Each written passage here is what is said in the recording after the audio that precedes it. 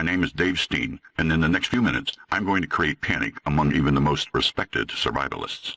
Because the story of how me and my family survived one of the most devastating disasters that ever hit America will finally put an end to all the survival lies you've been fed up with. And it will prove once and for all that no matter how much money you have in your bank account or how much you've invested in your survival plan, when it comes to a life-changing moment like this, your life and the life of your innocent child may very well depend on a useless household item like the one in your pocket. Like I said, I'm Dave Steen, and I've been a survivalist for over 30 years. You may have already read my articles on top survival websites, such as The Grey Wolf, Survival Life, and Prepping Plans, or you've seen my warnings on news sites like The Blaze, WND, or Personal Liberty. Being an orphan, I had to make my way through life on my own. Nobody put food on my table, nobody helped me make a living, and nobody protected me from the harsh reality. That's why I've created this video, for all the Americans who are struggling financially, but still want to offer rock-solid protection to their families.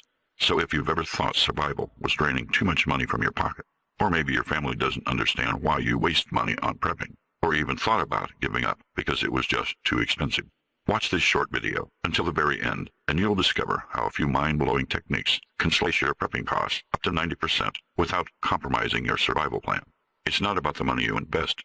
It's about what you can do right there, on the spot, with whatever you have on hand. In my case, there were 3 dirt cheap items I could use, and only one of them would save my life and the life of my little niece. It all happened a few years ago. I was in New York right when Hurricane Sandy hit the area. On the 26th of October, the New York governor declared a statewide state of emergency. Panic buying had spread with the speed of light, and New Yorkers were now fighting to get the last loaves of bread and bottles of water, including my brother. You see, my brother and I lived in 2 completely different worlds. He was adopted when he was only 3 years old by a very kind family from New York. Me, on the other hand, I wasn't as lucky. When we finally met 26 years later, we were both blooming young men living a good life, but with completely different backgrounds. That's why when Hurricane Sandy was about to hit New York, I rushed on the first plane there to help out my brother and his family.